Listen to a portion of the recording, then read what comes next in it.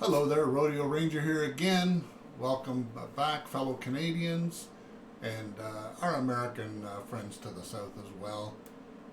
We should not place the blame on our American friends to the south on for the failure of their government to control their own borders. Behind me here, you can see a recent huge, massive drug bust that was carried out in Canada by our RCMP of drugs coming illegally across the border from the United States into Canada. And yet Trump claims and complains about Canada allowing drugs to flow into the United States. Well, isn't that the most hypocritical thing you've ever heard in your life? Canada last year allowed like 1/1000th of the amount of drugs to exit Canada bound for the United States compared to what the United States sent to Canada, killing our Canadian citizens. But Trump doesn't care about that. See, he'll spin a lie, and his Trumpsters will believe it. No matter what it is, it doesn't matter what he says. They're going to believe it. They won't hear the truth. Their ears are closed to the truth. Trump claims he's targeting Canada with these punishing tariffs on all our goods because he's concerned about the country's supposedly lax approach to fentanyl and migrants flowing into the United States from Canada. But the truth is, and new data from the Canada Border Services Agency shows Canada has a reason to worry about what's pouring into Canada from the United States, not the other way around. That's right, Americans. Trump is lying to you. Wake up. He's a liar. There's been an influx of illegal American drugs and guns, which experts in law enforcement say are fueling crime, death, and addiction here in Canada. CBSA, Canada Border Services, is seizing many more drugs, prohibited weapons, and firearms than they were just 2 years ago, according to figures compiled by the Border Agency, and these are coming from the United States into Canada. They're not leaving Canada and going to the United States. Let's get some facts and some truth out here for people to hear, instead of Trump bullshit and lies and deceiving everybody that he can. In fact, when looking at weight alone, Canadian officials seized more illegal drugs coming from the U.S. last year than what the Americans captured on their side of the border. That's right. More got through into Canada than what Americans actually were able to stop.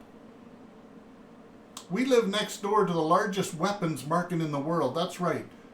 The U.S. is a gun state. They have to have guns so they feel safe when they go to sleep at night. Americans have to have a gun on their bedstand. That's how bad the crime is there. And in America, anybody can buy a gun. You can get one on the street corner, $25, $100 if you want a real good one.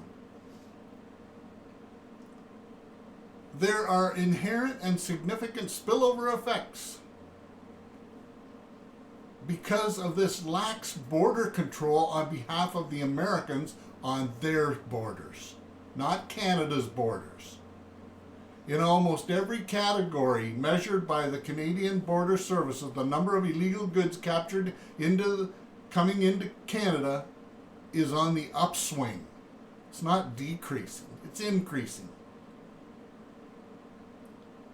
Notably, there's been a huge increase in Canada-bound drugs seized by border officials.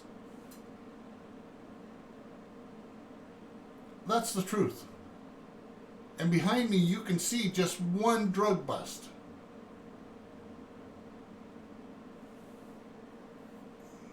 This drug bust you see behind me was just one drug bust that the RCMP and Canadian Police Services seized coming across the border from the United States. Well, guess how much in that one drug bust?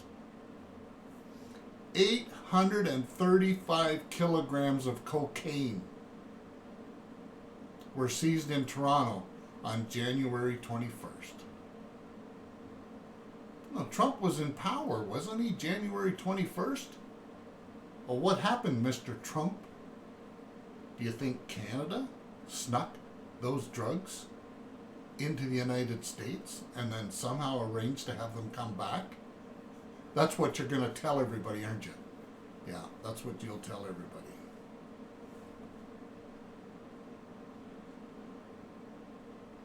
An estimated 400,000 people cross the border every day, some with little scrutiny, and there's a constant flow of vehicles that could shepherd the drugs into Canada.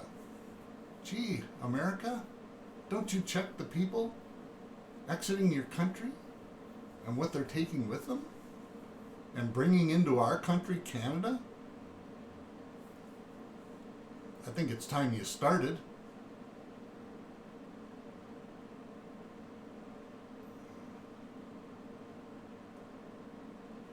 There's one area where there has been a decrease in seizures, the amount of fentanyl coming from the U.S. into Canada and intercepted by Canadian border services dropped from 1,070 grams 2 years ago to 532 grams in 2024.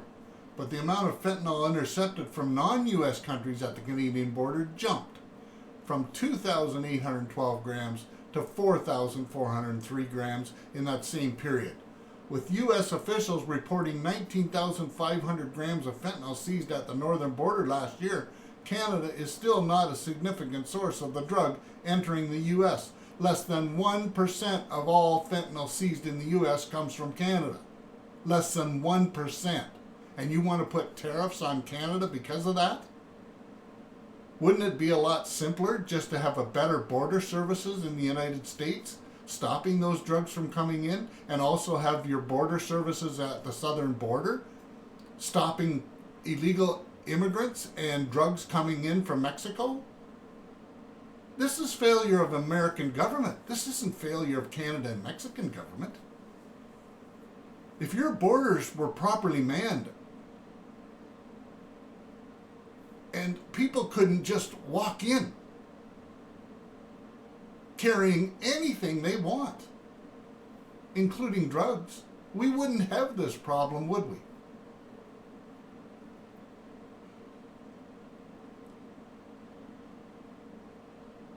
You know, this is what Trump does. He takes a fact and he completely turns it upside down and makes it into a filthy lie.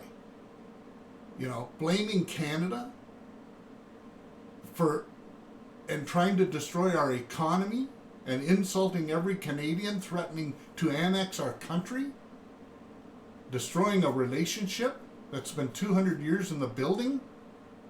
Remember, America, who took in your American citizens on 9/11, and we kept them in our own homes, and this is the thanks we get.